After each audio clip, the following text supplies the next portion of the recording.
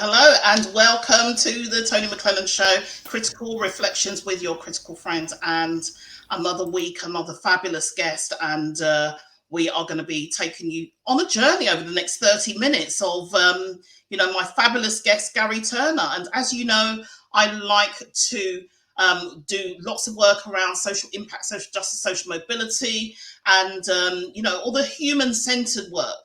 So that's the kind of things that I've been promoting on this show and exploring as well. And who better than my good friend Garry Turner to share today? So how are you, Garry? Hello, Toni. I'm doing really, really well. Thanks for having me on the show.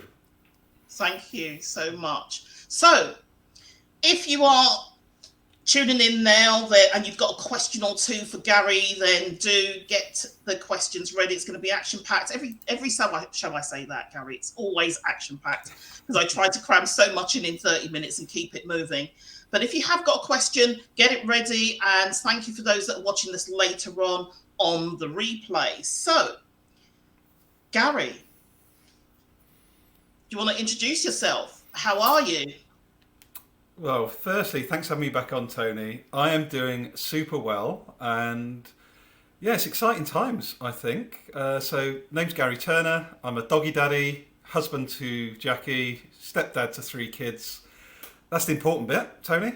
And I'm also increasingly focusing on being a thinking partner, facilitator, and coach within the chemicals industry, and also the up and downstream from chemical industry. So you're looking at oil, pharmaceuticals, global supply chain, etc., and really looking at how can we drive more human, more compassionate, to use your language, organizational structures and leadership in what is quite a traditional sector.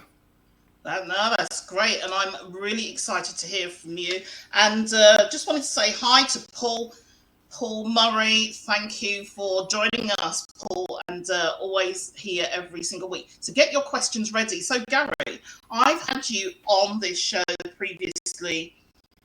It was probably 7-8 months ago. Yeah, at least. When I was it's been a little while, and I know that you were on a bit of a journey at that point, and I'm really glad to hear that you're doing some more human-centered work, in the chemical industry. But really, how do you want to open this out? Do you want to just kind of tell us what's going on in that industry, leadership-wise? Everything, right? My headset, I'm your mascara, every single thing we touch, we use, we eat, we travel in has got chemicals in it, but we very rarely even think about that. So it's a really important sector, actually, but it's almost like one of those ones that's always in the back pocket that no one talks about. So from a leadership point of view, what we're seeing, particularly with tragic events like, the war in Russia at the moment, we look at what's happening at the petrol pumps, you look at what's happening with food. The chemicals is coming really quickly into the mainstream as people go, oh my God, how do I get X on my dinner table? Or how do I get Y, just to get by day to day. So that's bringing with it a really important challenge now around how do we lead within the sector?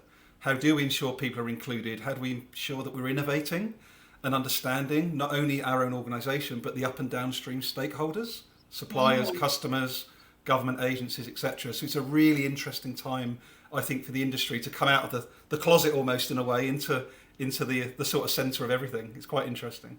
Absolutely. And before I pick that up, let's just say hi to a couple of people. So we've got Eileen listening in.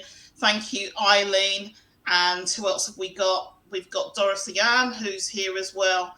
as Paul. Thank you so much for your comments. And if you have any questions for Garry, do get them ready, because we are only here for another 25 minutes. So Garry, I think there was a lot of realization in relation to, especially over the pandemic, it was that's where things were, coming up to the forefront in relation to the chemical industry and stuff as well. So even more so now with fuel, let's think about fuel and that side of it for a moment, because I'm always bringing in sustainable development goals. That's a real heavy part of the compassionate leadership that I'm trying to really get leaders to think about sustainability, which one of the 17 goals are, aligned with your business, and really just taking that piece of it forward.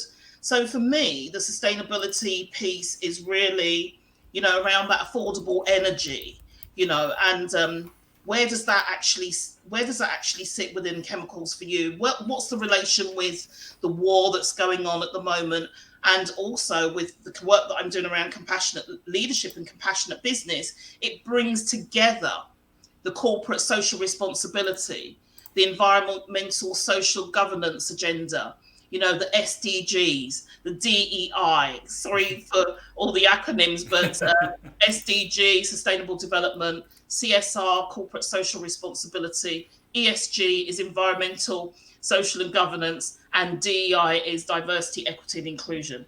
So that was quite a mouthful there, wasn't it? So did you get the question that I was asking you, Garry? Did you get... Pretty much, yeah. Do you know something? I'd like to answer it in a slightly different way, Tony. So those three areas you just pointed to, right? So you're talking about fuel, we're talking about chemicals, we're talking about DEI, compassionate leadership, sustainability. What's coming that a lot of people don't realise yet is how we organise work at all in the first place. Let me give you an example. If we do not centre, if we do not design around diversity and inclusion, sustainability, ESG, truly people, like, this is not just about being human-centred and compassionate, that is critical. If we do not design around these things, we are going to continue to risk supply chain disruption. We're going to continue to risk not getting food on our table. Because if we're not designing around our humanity and how these, we can't just rely on process. We can't just rely on analytics. So that's what I was saying about the pandemic, because that was when it was really in the forefront of everyone's mind around the supply chain. It's like suddenly we can't get, there's certain things and there's supply chain. So that's really, really key. And that's why, there's a lot of the work that I'm doing around the compassionate business is not just necessarily about being people centered, but it's about being a considerate organization where you consider sustainability as well as people at the heart, and how those two come together. So the sustainability comes into the consideration as well as a compassionate for the people. That's kind of where the compassionate business is going. And I'm doing some work at the moment with so many leaders that don't really understand, Garry, the links across, some of these pieces. They don't understand. And if they did pull them together, because they're probably doing so much in those areas already and they just hadn't realized, but it's so key. And so while you think about expanding on that, Garry, and maybe even telling us about the experiment that I know that you undertook with your work, I just want to say hi to Anna Funky. Hi, lovely to have you join us, and do ask, those questions. Garry's here, and we've got a question here from Paul. So Paul's asking, Garry, how can chemical industry be more green given the usage of oil in plastics and mining practices, given neither is green? Is that something that you could speak to for a moment? It's a great question. And again, because I work in a corporate space and I work outside, I have to put the caveats, we're in the old world still, that I'm speaking as Garry and not as my employer. Very important point. Mm-hmm. But what I can answer, Paul, is this is the number one challenge right now. So what the big challenge is you're looking at a situation right now where to have more sustainable alternatives to oil, you need to be using things that come from a food. So it might be maize feedstock, it might be from a soya bean or a palm oil feedstock, It could be waste oil.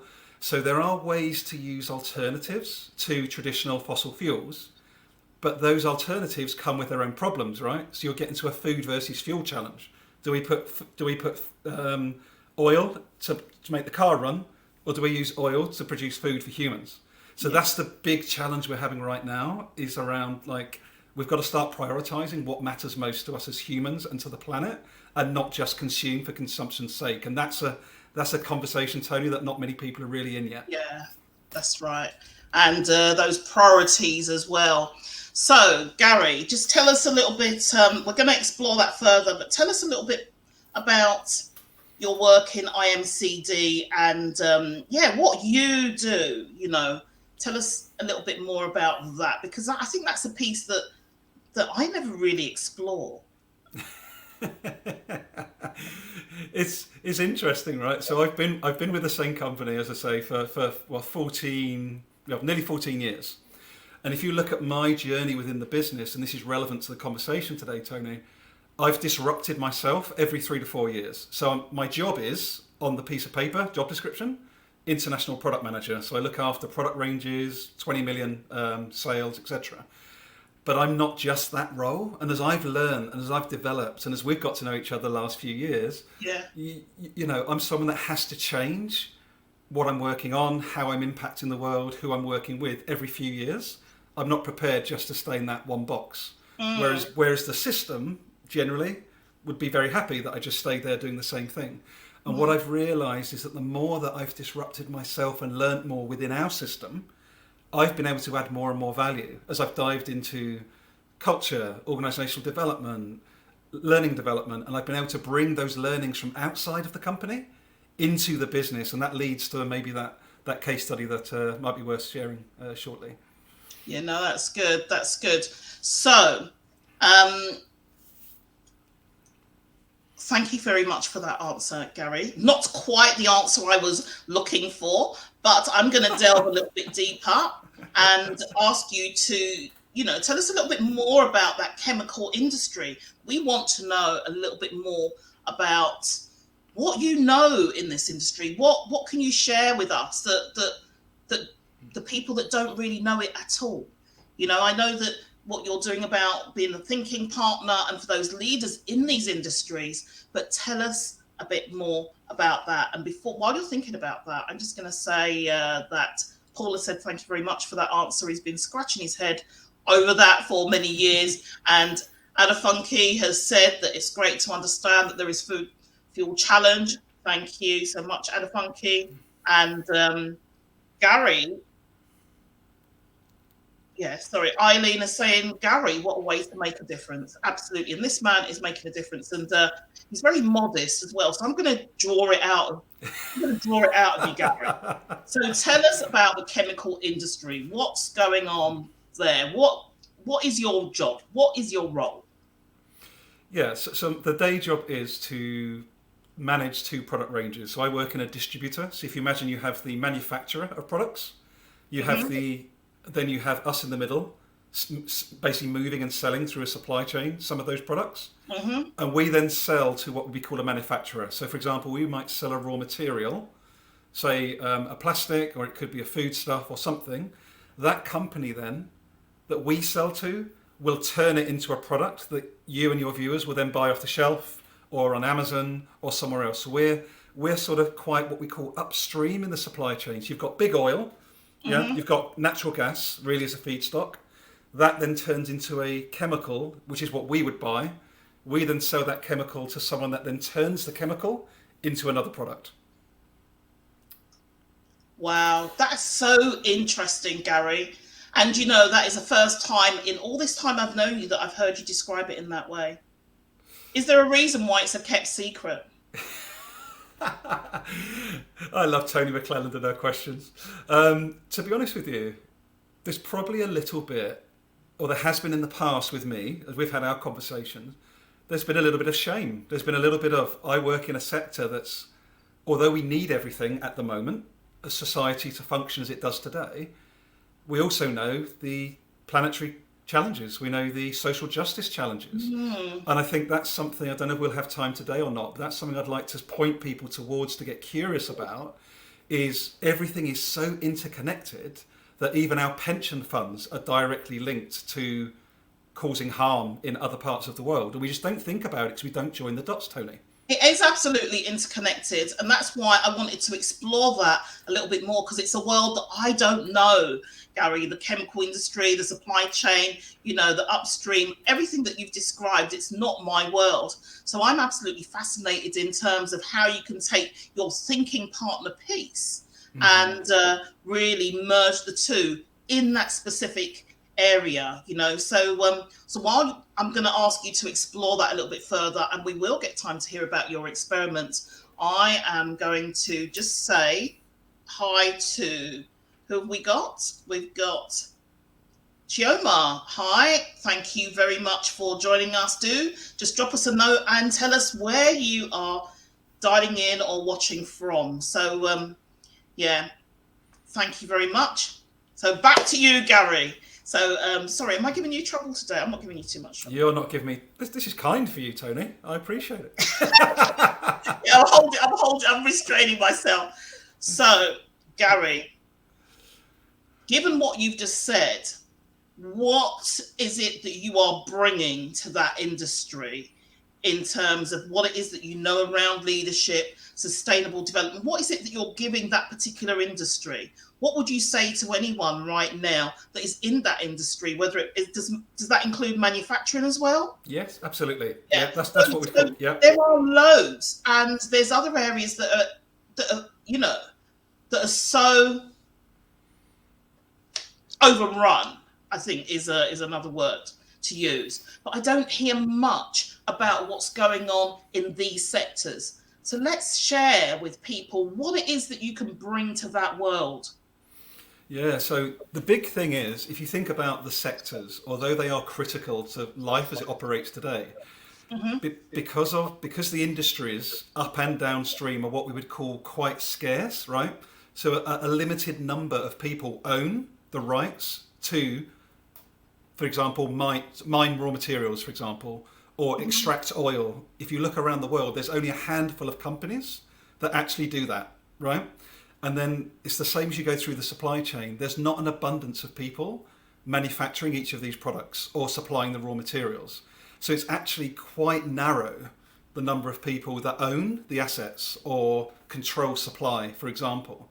So why that's really important to understand is when you see prices going up, for example, at the shelf or at the pump, that's because from big oil or from natural gas, there's been an increase in the price all the way through the chain. So if it hits 4 different steps, it starts at price A, then it goes price B, price C, price D, and then you end up seeing it in the shops. So that's one of the big challenges at the moment, is how do you communicate with all of your stakeholders up and down your supply chain in a way that's inclusive, that is working towards those sustainability goals. And that's something that hasn't happened traditionally because the sector, because it's based on scarcity, they haven't had to think out the box. Okay. And so this is where you have the answer, Garry? This is where I hold space. So basically my role is, and you know my journey, really what I'm looking to do, and it's similar to your work within compassionate leadership, but I come through the lens of being a white man as I am. There's a lot of white men that lead these big systems, these big companies. So really my invitation is to hold space for them as a thinking partner, as a coach, to say, hey, is it really all about money? Is it really all about possessions? Is it really all about buying the next company? And I'm not saying that's bad or good. Or is it actually more about how do we understand and connect and create the conditions? You know what, Garry? I'm absolutely loving this. This is gold, what you're sharing today. It absolutely is. And I just want to say thank you for allowing me to kind of get just a little bit deeper. I had to get you here on my show just to because you can't run away, you see, you're trapped. You're trapped. So, I'm good. That leads us right into this experiment that you've done in your industry. I want you to share some of that information. But before you do, Garry, I just want to say hi to a couple of other people that are joining us at the moment. So you can prepare for that. So we've got Chioma, who's from London. Thank you so much. I know that we've got people from US here as well. Who else have we got? We've got Paul, who's from luscious Leeds, and Gary's in the UK as well. And who else have we got? We've got Eileen saying it's good to think outside the box. And we've got Laura Gray that's saying 13 families in control. You know, enlightening. Sorry, who's that from? Not sure who that was from, but someone was saying enlightening indeed, Gary. And Ada Funky is, you've got your smiley faces. So hopefully this will put some things into context, because this is the chemical industry and Gary's done, I know, a really good experiment. Do you want to just share just for a moment what it was that you'd done and what the outcome was, what you were hoping for? Why did you even do it? Yeah, great question. Thanks for that, Tony. So linking back to what I said about earlier on about personal disruption. So I got to a stage back in 2014, very quickly, where I felt like I couldn't grow anymore as a human. Like I was like, okay, where do I go now? I'm great at the sales job, I'm great at relationship building, but what else is for me in this company? So I was going to leave the company. But thankfully, the boss at the time said, yeah, okay, we'll support your desire to go into learning and development, organisational design. So I got fully trained up with the CIPD in all of my people and culture area.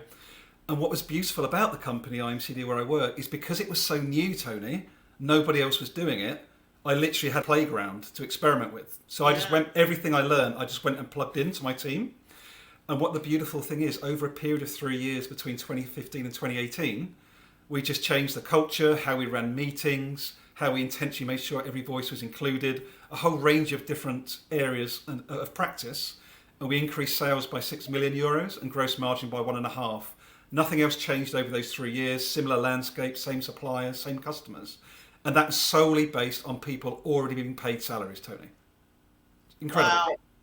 Wow. So that is absolutely incredible. And so basically what you're saying is that you've done some work around people and culture with your CIPD, and it was a playground, and you were just experimenting with it really, and opening up some thinking around culture.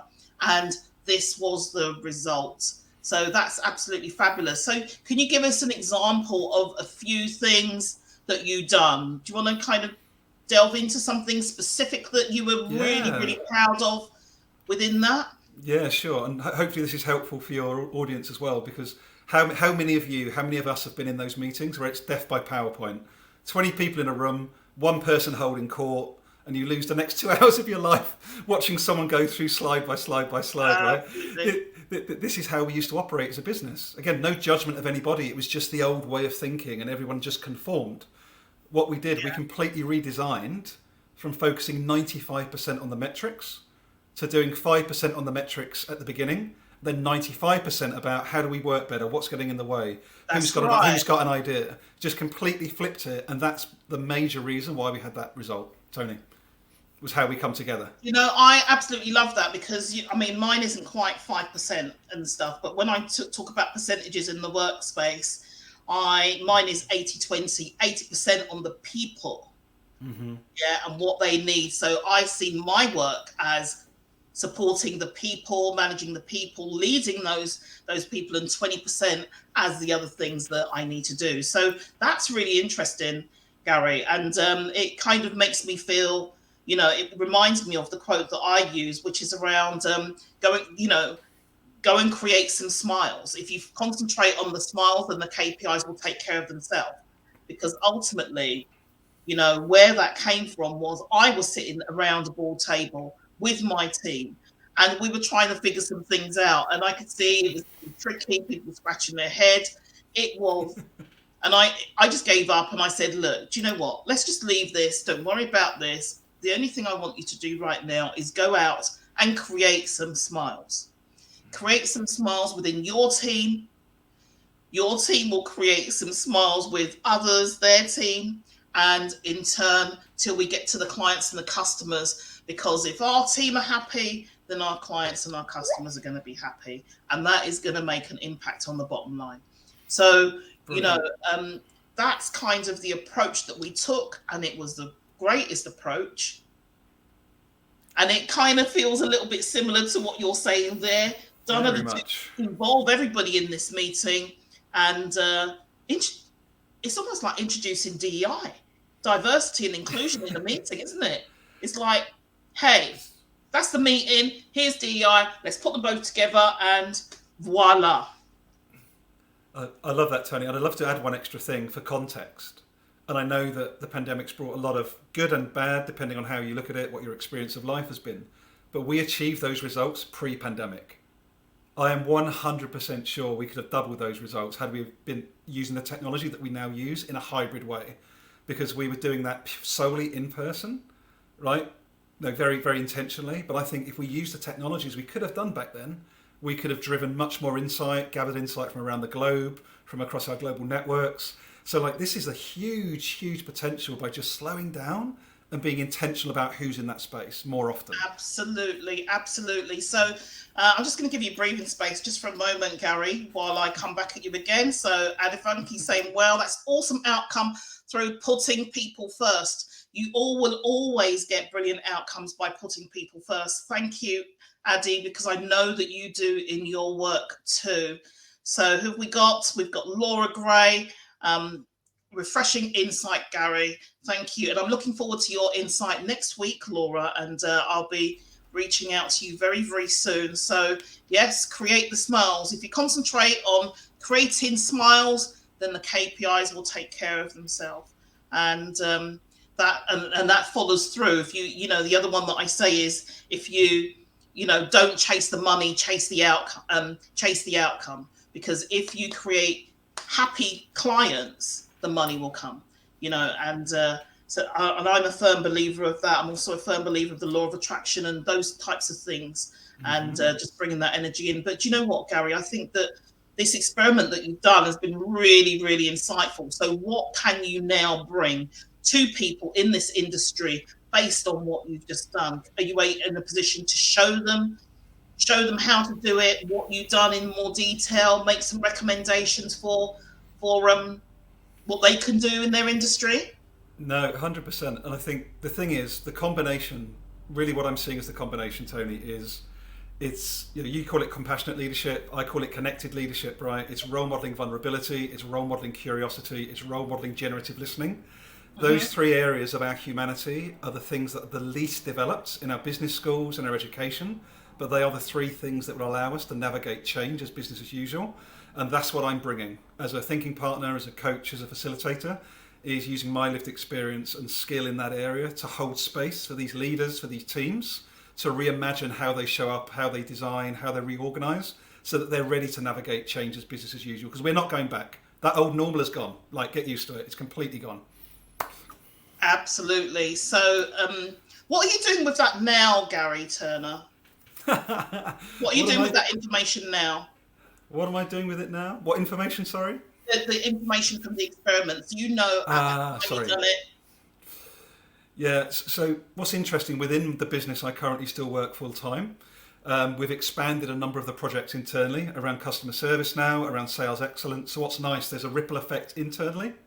And externally outside of the business, like I say, increasingly I'm in more conversations with different stakeholders, heads of DEI, heads of sustainability, some CEOs as well, who are curious about this. They're not necessarily ready yet in their level of consciousness to go, yeah, let's run an experiment, but it's getting there. And I can see with the pressure from social justice, rightly, the pressure from the environmental justice movements, like it's going to really help accelerate how this industry and the up and downstream supply chain accelerates in the next 3, 4, 5 years. So the time's coming for us, Tony. The time is coming. Well, do you know what? It sounds really, really exciting, what you're doing, Garry. And I think that for those that are in that industry, I'm not sure if I've got lots of people in that industry in my network, but everybody knows somebody that knows about supply chain or manufacturing or chemicals or whatever that is. And Garry is the person that you need to send them to if they need to, because one of the things that I find is that you've got, people that do some general